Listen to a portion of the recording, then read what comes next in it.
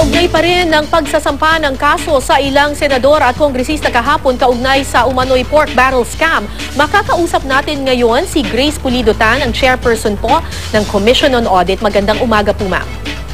Magandang umaga.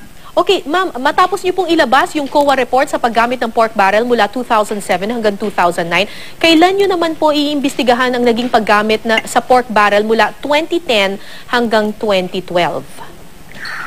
Kaya actually, na-audit na rin namin yung mga yan, ano?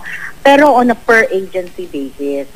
Ibig sabihin, hindi kagaya nitong PDAF na 2007 to 2009 na agency-wide ang ginawa namin, no?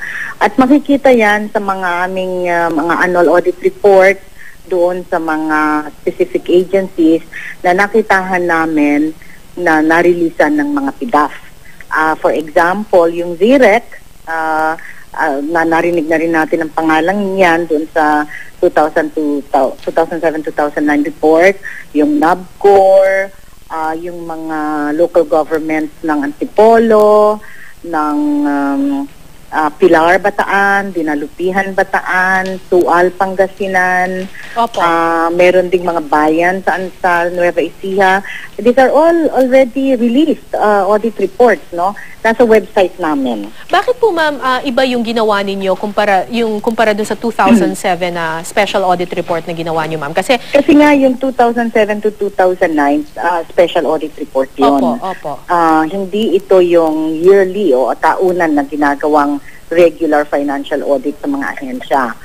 At ito ay isang performance audit, government-wide performance audit. No, kaya maraming ahensya ang na-include sa coverage ng audit na 'yon.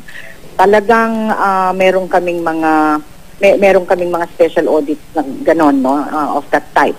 Kasi po yung ilan sa mga nirereklamo ngayon tungkol dito sa alleged pork barrel scam na ito, sinasabi na baka daw may politika na involved dito, na palibhasa opposition lang yung kinakasuhan or yung nirereklamo.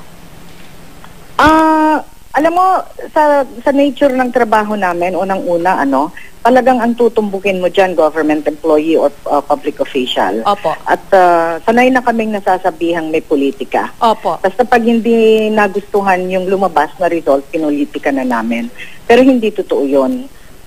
Yun talaga ang nature ng trabaho namin. Okay? Opo. Pangalawa, yung special audit namin, hindi namin tinumbok ang no one in particular na legislator. Ang inaudit namin mga ahensya. At sa pag-audit namin ng mga ahensya, doon namin nakita na pinondohan ito ng kung sino ngang lumabas sa na mambabatas. Right. Okay. So for example, nung tiningnan namin ng Department of Agriculture, nakita namin yung mga pondo nanggaling sa mga kung sino-sinong legislator, no? Opo. Yung sa DPWH, yung sa ganon. So it's not we did not start with the legislator. We went to the agency, and when we looked records of the agency, doon lumabas yung mga pangalan ng mga mambabatas.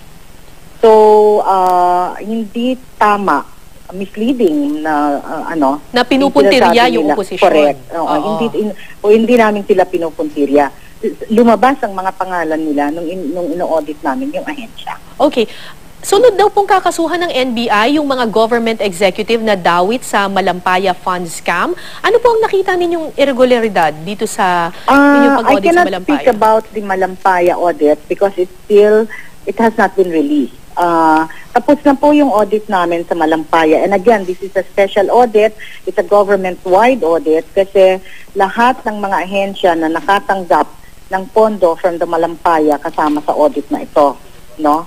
And it also covers several years. But I cannot disclose any finding as of this time. We understand. Because nga the audit is not yet released. Inaantay namin ngayon yung mga komento ng mga bawat ahensya kasi proseso talaga namin yon. Hindi kami magre-release hanggat hindi namin naririnig o nakukuha naman ang panig ng mga ahensya doon sa kinalabasan ng aming audit. Ma'am, kahapon... But that will come out the earliest possible date depende kung gaano kabilis magbigay ng komento yung mga ahensya, would be October. Kasi we October. gave them until September 15, that was September 16, that was yesterday, within which they should submit their comments to us, no? But kung minsan may mga humihingi ng palugit, o kung minsan may mga nahuhuli, so I don't know. Hopefully we will be able to come up to release the audit report by October. Ma'am, But definitely that will be released within the year. Okay, okay. Ma'am, kahapon po nung nagsampa po ng reklamo, yung DOJ, sangkaterba po yung mga ebidensyang kalakip ng kanilang reklamo. Bulto-bulto po talaga, ma'am, yung mga evidence na pinakita nila. Malaking bahagi ba nito ay nakalap ng Commission on Audit, ma'am? I don't know kung anong extent ng ebidensya ang nanggaling sa Commission on Audit dun sa prinsinta nila kahapon, no? Opo. But definitely, there were a lot of documentary evidence that came from COA. Alright. Maraming salamat po sa inyong oras. Grace Pulido Tan, Chairperson ng Commission on Audit. Thank you, ma'am. Thank you. Good morning. Okay, bye.